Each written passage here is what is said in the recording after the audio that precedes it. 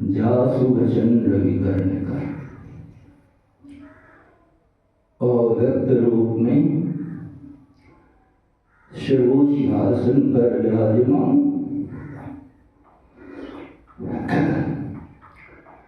परमाराध्य सदगुरु महाराज के चरणों में कोटि प्रणाम। व्यक्त रूप में धर्म प्रेमी सज्जनवृंद, धर्मशिला माताओं एवं भक्तिमती बहनों, गुरु महाराज की असीम कृपा से हम लोग संत मत के सत्संग में उपस्थित हैं। संत मत के सत्संग के द्वारा किसी न किसी आध्यात्मिक विषय के माध्यम से ईश्वर भक्ति का प्रचार प्रसार होता है। ईश्वर भक्ति से दुखों का अंत होता है, सुख शांति की प्राप्ति होती है। इसी सिलसिले में अभी हम लोग रामचरितमानस से पाठ श्रवण किए। सत्संगति दुर्लभ संसारा, निमिष दंड भरी एक ओंकारा। कालभूषण जी महाराज गरुड़ जी से कहती हैं कि थोड़ी देर का सत्संग मिलना भी इस संसार में बड़ा दुर्लभ है। तो सत्संग को दो भागों में रखा गया है, एक सुलभ सत्संग, दूसरा दुर्लभ सत्संग। सुलभ सत्संग कौन है और दुर्लभ सत्संग कौन है? तो अभी जो हम लोग सत्संग कर रहे हैं, कथा प्रसंग को सुन रहे हैं, इसी कहते हैं सुलभ सत्संग। इसी को हमारे गुरु महाराज कहते हैं धर्म कथा बाहर सत्संगा, अंतर सत्संग ध्यान भंगा। इसे बाहरी सत्संग कहते हैं। यहाँ पर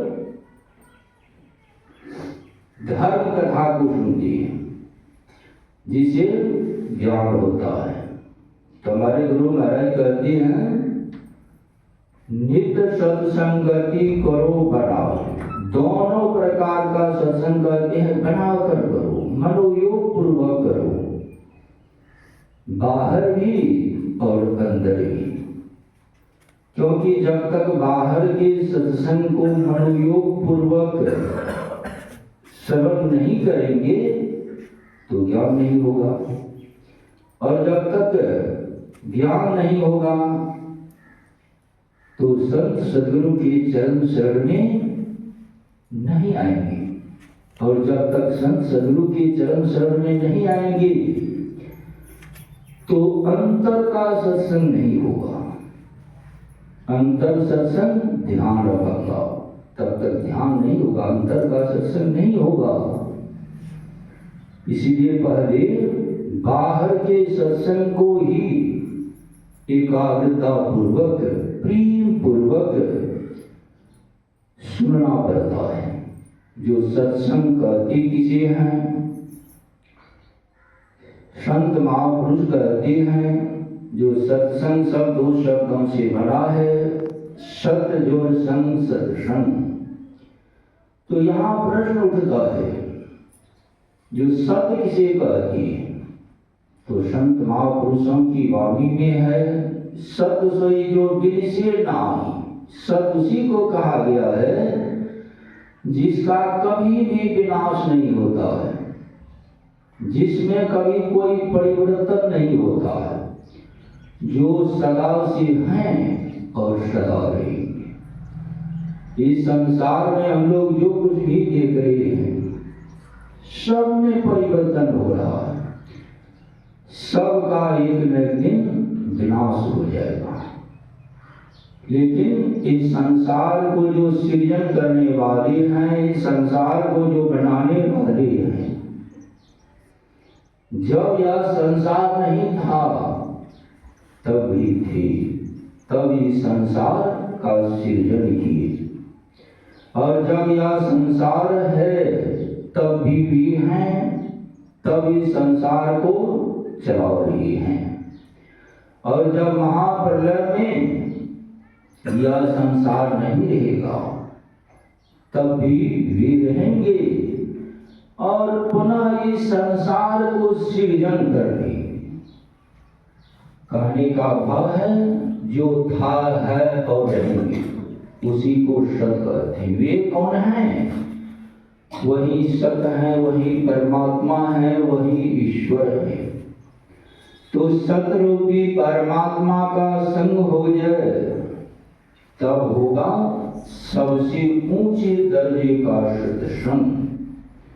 लेकिन उस सतरूपी परमात्मा का संग कौन करेगा, कहाँ जाकर होगा, कैसे होगा, यह ज्ञान चाहिए। इसी के लिए हमारे गुरु महाराज कहते हैं जो पहले बाहर का सत्संग यानी सुलभ सत्संग करना होगा। जो परमात्मा सत है और परमात्मा सूक्ष्माति सूक्ष्म है, तो जो वस्तु जितना सूक्ष्म होता है स्वाभाविक ही वह उतना ही व्यापक होता है। जिस प्रकार बर्फ है तो बर्फ की व्यापकता थोड़ी दूरी तक रहती है, लेकिन उसी से जब जल बना लेते हैं तो उसकी व्यापकता बढ़ जाती है, और जब उस जल से वाष्प बना लेते हैं तो उसकी व्यापकता और बढ़ जाती है। कहने का भाव है जो जितना सूक्ष्म होता जाता है वह उतना ही व्यापक होता जाता है। और वह सत, वह परमात्मा जो है सूक्ष्माति सूक्ष्म है, इसीलिए वह परमात्मा जो है सर्वव्यापक है और सारी सृष्टि में व्यापक है, सृष्टि से परे भी है। परमात्मा से एक तिल भी जगह खाली नहीं है। तो कहेंगे परमात्मा सर्वव्यापक है, सब जगह है, तो फिर संग क्यों नहीं होता है, दर्शन क्यों नहीं होता है? तो बाहर हम लोग जहां भी दर्शन करने के लिए जाते हैं इंद्रियों के द्वारा पैर से चलकर पहुंचते हैं, इस आंख से दर्शन करना चाहते हैं, जहां पैर पैर नाक जीवा त्वचा आदि इंद्रियां है, इन इंद्रियों के द्वारा ही बाहर में दर्शन करना चाहती है। इंद्रियों के द्वारा जो भी दर्शन होता है उसके लिए स्वामी तुलसीदास जी महाराज कहते हैं गौ गौचर जह लगी मन जाई सो सब माया नाम होगा। इंद्रियों के द्वारा आप जहां भी जाते हैं जो भी दर्शन करते हैं वह माया का दर्शन होता है, निर्माया का नहीं। इसीलिए बाहर कहीं जाने से परमात्मा का दर्शन नहीं होता है, परमात्मा का दर्शन नहीं होता है। परमात्मा सर्वव्यापक है, इसलिए परमात्मा हम लोगों के अंदर भी हैं और हम भी, यानी यह जीव भी शरीर के बाहर कहीं लगा हुआ नहीं है। इसी शरीर के अंदर परमात्मा भी और जीवात्मा भी। तो कहेंगे जीवात्मा भी शरीर के अंदर, परमात्मा भी शरीर के अंदर। तो अंदर में तो दर्शन होना चाहिए, अंदर में क्यों नहीं दर्शन होता है? तो इसी को संत कबीर साहब कहते घूंघट का पट खोल रे तो को पीर मिलेंगे, घट घट में वह साईं रमता, कटु वचन मत बोल। संत कबीर साहब कहते हैं वह परमात्मा जो है सबके घट में रमन कर रही है, लेकिन जीवात्मा पर घूंघट पड़ा हुआ है।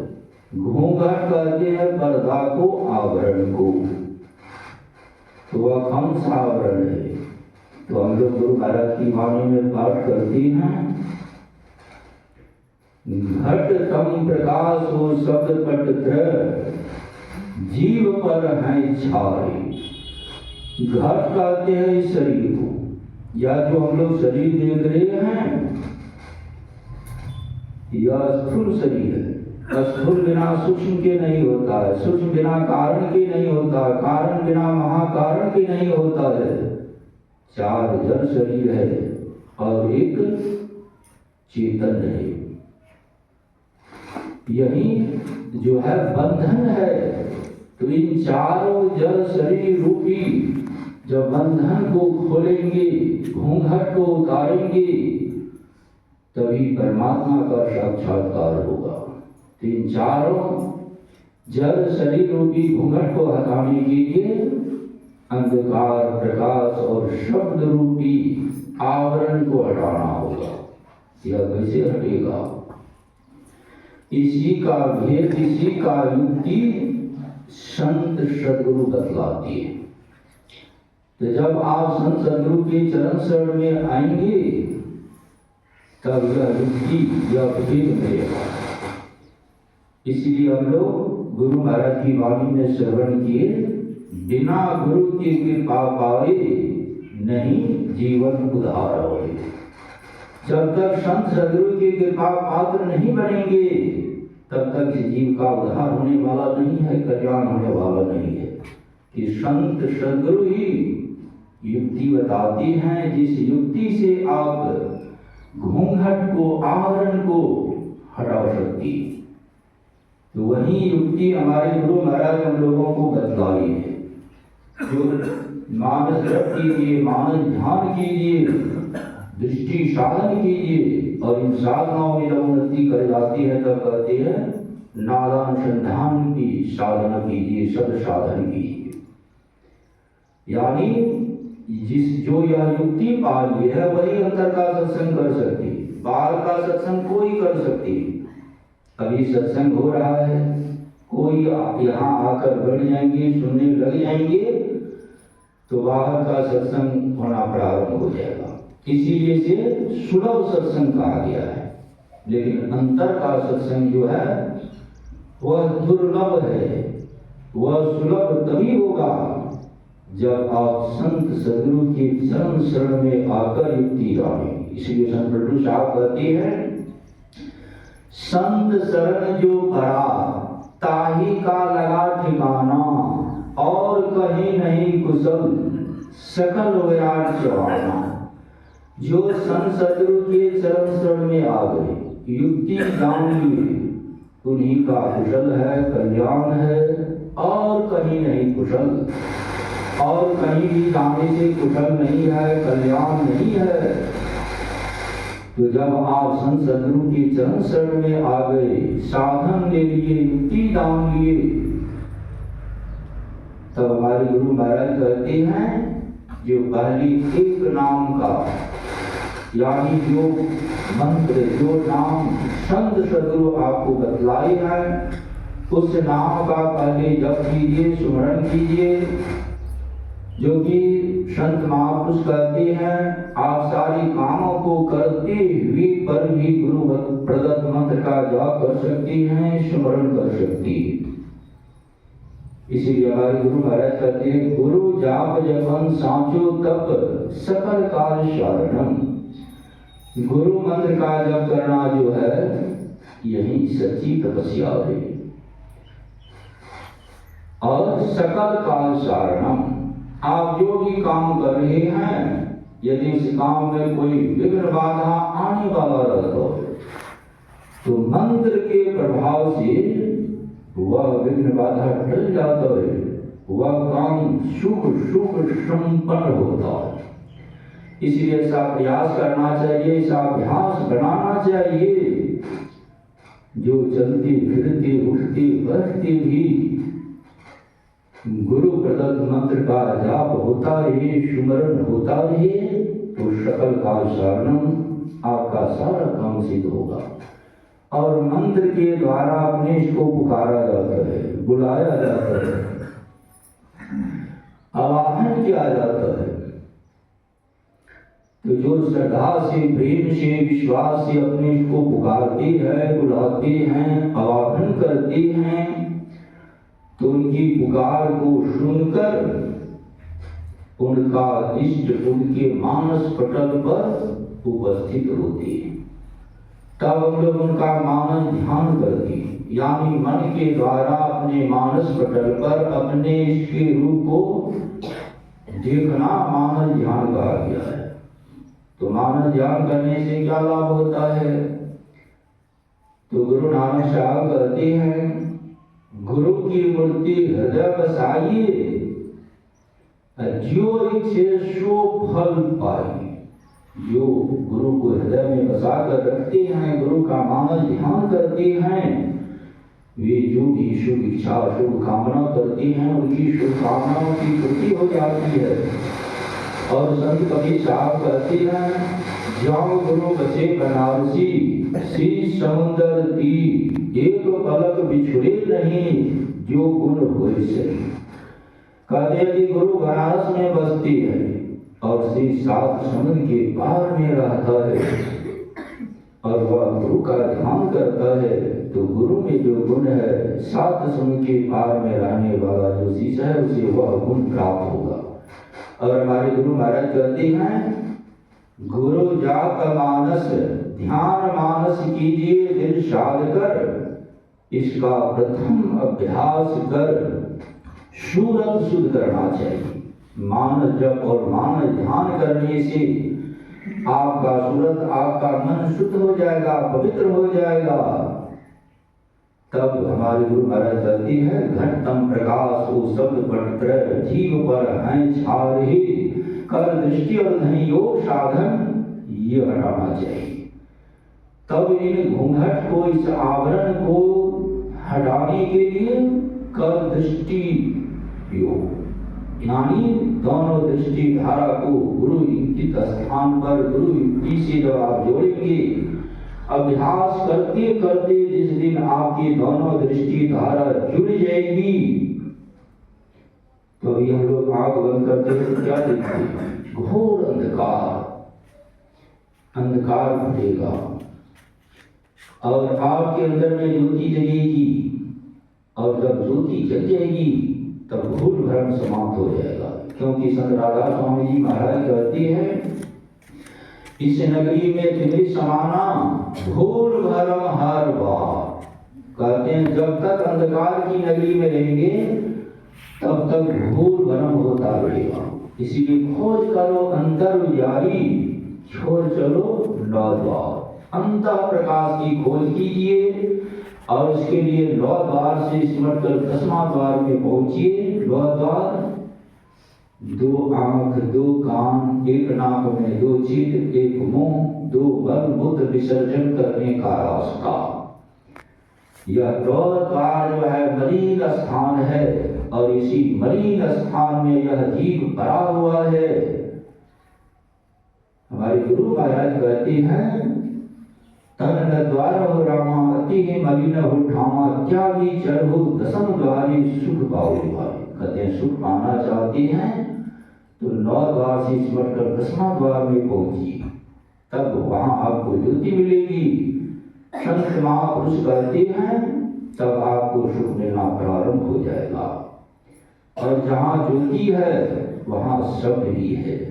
उसी जिस प्रकार जब हम लोग कहीं जाते हैं तो स्टेशन पर जाते हैं, तो यहाँ से स्टेशन तक चलना पड़ता है, और वहाँ जब गाड़ी मिल जाती है, गाड़ी पर बैठ जाती है, तब चलना नहीं पड़ता है। उसी तरह संत महापुरुष कहते हैं, दृष्टि साधन तक आपको चलना है, और जब बिंदु रूपी स्टेशन पर पहुंच जाएंगे, वहां आपको शब्द रूपी गाड़ी मिल जाएगा। तो जिस प्रकार गाड़ी निर्दिष्ट स्थान पर पहुंचा देती है, उसी तरह आपके अंदर जो शब्द हो रहा है, वह शब्द आपको खींचकर वहां कहाँ, जहां से आप आए पुनः वहां परमात्मा के पास पहुंचा देंगे। क्योंकि हमारे गुरु महाराज कहते हैं, तो उतरी परी हो तम माही पीर निशब्द में, यही के परी गयो दूर चलो निशब्द में। जब हम लोग परमात्मा के साथ थे, निशब्द में थे, परमात्मा में मौज हुआ, मौज होने से कंपन हुआ, कंपन होने से प्रकाश और शब्द हुआ। तो निःशब्द से शब्द में आई, शब्द से प्रकाश में और प्रकाश से अंधकार में आकर प्रयुक्त हुई हैं। तो पुनः उस परमात्मा के पास जाने के लिए अंधकार से प्रकाश, प्रकाश से शब्द और शब्द से निःशब्द में जाना होगा। इन्हीं साधनाओं को जो करते हैं वे अंतर का सत्संग करते हैं, वहीं दुर्लभ सत्संग करते हैं। दुर्लभ यानी इन साधनाओं के सहारे जब उस परमात्मा का संग हो जाएगा तब आपको दुर्लभ सत्संग प्राप्त हो जाएगा। इसलिए कहते हैं सत्संगति दुर्लभ संसार। वह सत्संग दुर्लभ है, बाहर का सत्संग सुलभ है, लेकिन वह दुर्लभ है। उस दुर्लभ सत्संग की प्राप्ति थोड़ी देर भी हो जाने पर वे महापुरुष जो हैं ऐसा आनंद पाते हैं जो फिर उनका ख्याल संसार की ओर नहीं आता है। और ऐसे महापुरुष